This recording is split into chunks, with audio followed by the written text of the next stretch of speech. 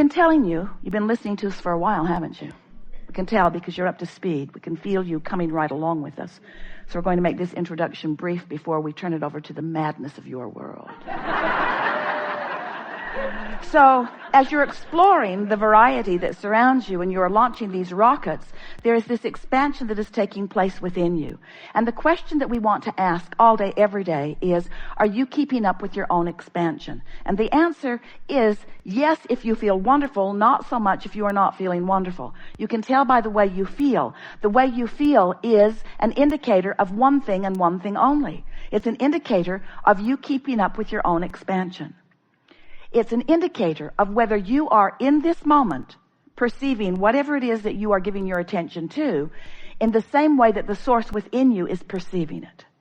So when you care about how you feel, you're coming into perfect alignment with who you really are. And nothing short of that will be enough for you.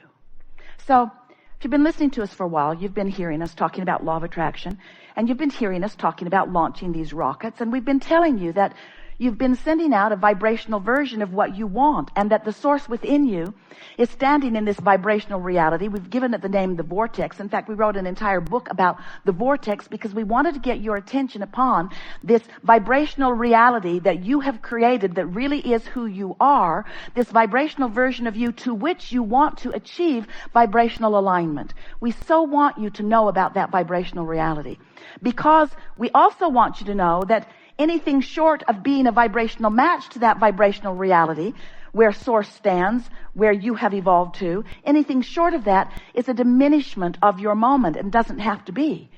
You get to have all that you've asked for. You just have to figure out how to vibrationally do that. So then we began explaining to you that while there is this vibrational version of you, of all that you want, that when and only when you find vibrational alignment with that vibrational version. For example, if you've been asking for more money and you feel shortage today, maybe even afraid because a big bill came and you can't pay it, that feeling in your gut that you would describe as fear or uneasiness or disappointment, that feeling is your indicator that you're not up to speed with the money that's in your vibrational reality. The money that's in your vortex still stands there ready to be realized by you. But the fear in your belly is your indicator that you're not up to speed with it, and so it can't cross into your experience. It can't become realized by you. Now, creation is just about that. We want you to understand that all creation is about vibrational alignment. So now we want to say to you that every thought that you offer, whether it's something wanted or not wanted, creates a vibrational version of it that in the beginning does not have enough momentum to actualize into your experience. You've launched a lot of rockets of wanted and unwanted, and some of them have more momentum than others. But how they show up in your experience, how often they come, how steadily they're there, and how they feel when they get there is all about the momentum, which is all about the air time. It's all about the think time. It's all about the talk time. It's all about the attention time. Biggest word, it's all about the focus that you have been giving to them, you see. So that's why we now want to talk to you about your point of attraction, because you have laid the pathways to all kinds of things, wanted and unwanted. The question is, which of those pipelines is wide open and delivering a lot of payload to you, and which of those pipelines is closed and not giving you anything? So we began talking about this point of attraction, reaching for different things to call it. For a while we called it the grid. No one really liked that word, the grid. But the grid is sort of a framework that will be filled in later with the details that you will call real life reality. It's sort of like the frame of the house before you put the roof on, before you put the walls up, before you put the pretty stuff in it. So you're standing in your point of attraction all the time. Now we've evolved this analogy to say to you that this grid is spinning because your point of attraction is gathering cooperative components, meaning gathering the components that equal who you are, and that there is a vibrational spinning grid that you could liken to the emotions on your emotional scale.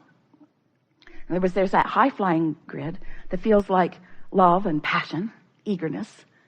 And there's that low-flying grid that feels like despair, grief, fear. And then there's the overwhelming grid.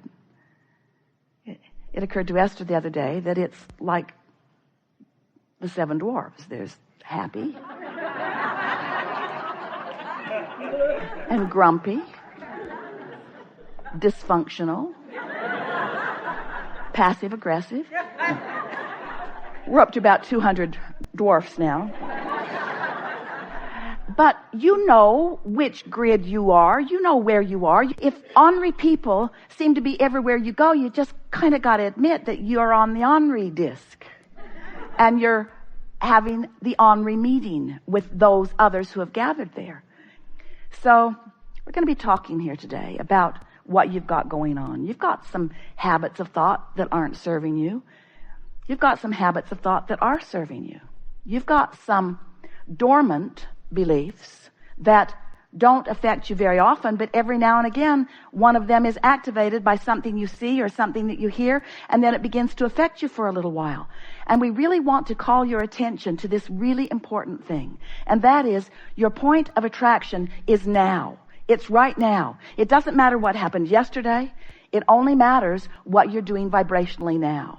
And you can get so that what happened yesterday doesn't affect what you're offering vibrationally now, but you've got to understand that you are a vibrational being emanating a signal, and you've got to understand that your thoughts are the reason for that signal, what you focus upon, and you got to understand that the way you feel is an indication of how that blends with who you really are and what you really want.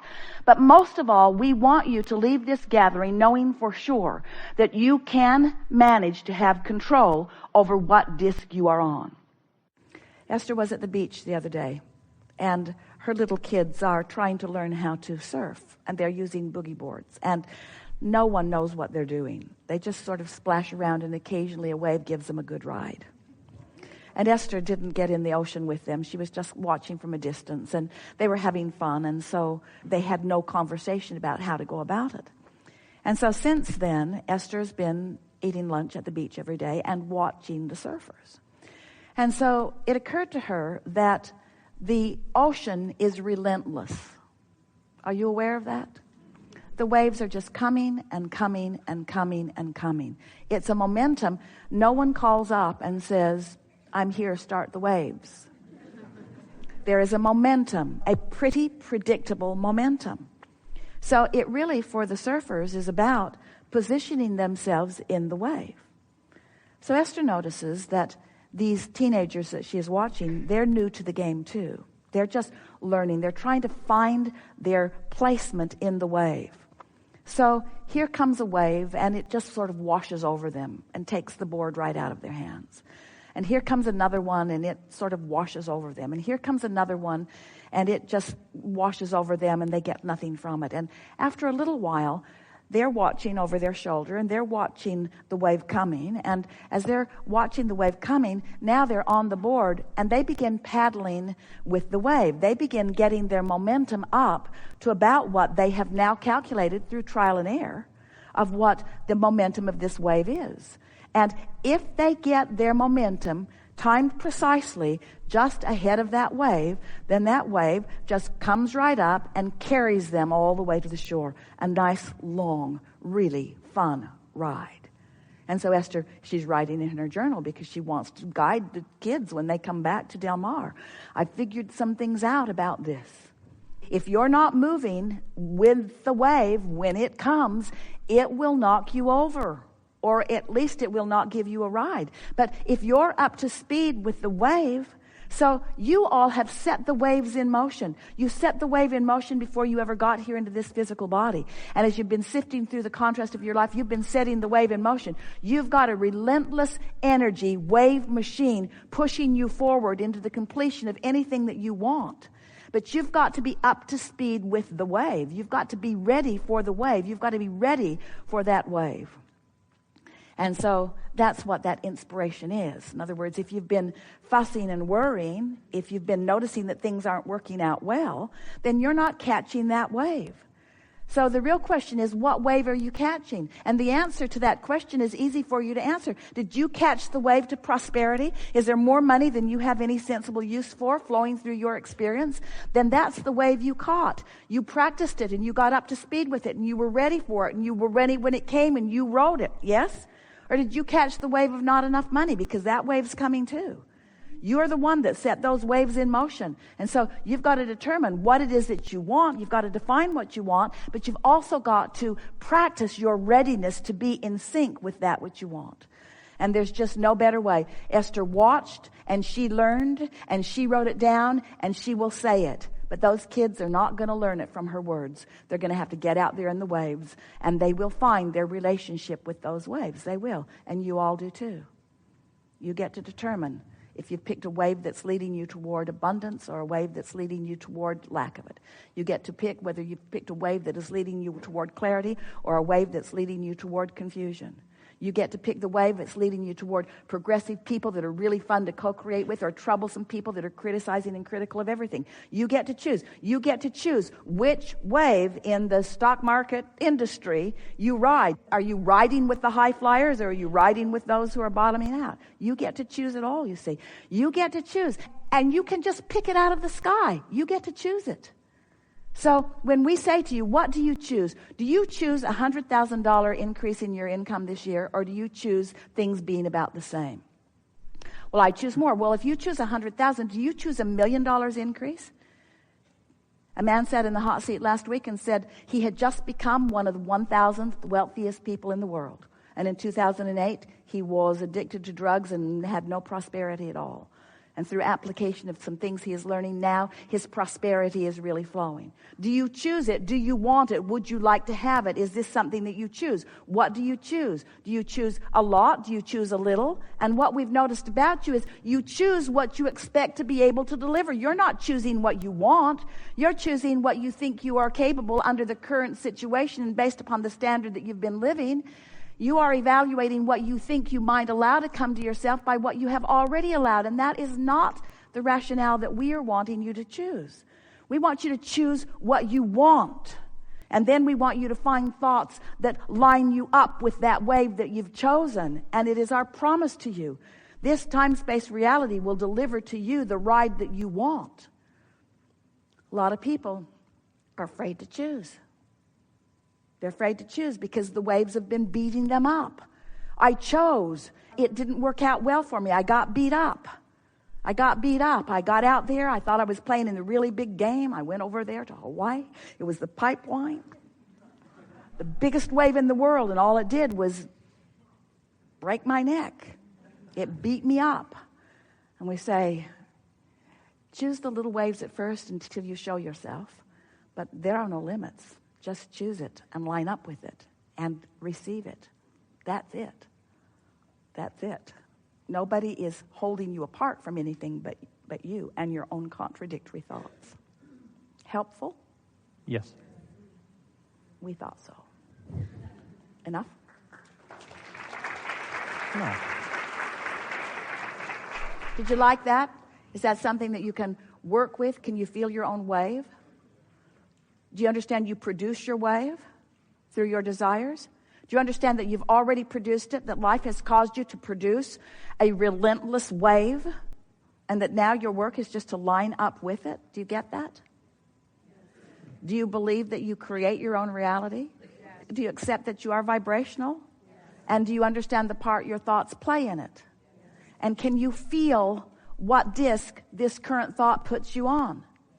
So, if it's a good feeling thought, would you like to increase the momentum of it? If it's a bad feeling thought, would you like to decrease the momentum of it? So if it's a good feeling thought, would you like to increase the momentum by becoming more specific? And if it's a bad feeling thought, would you like to decrease the momentum by becoming more general? You've got control of your board.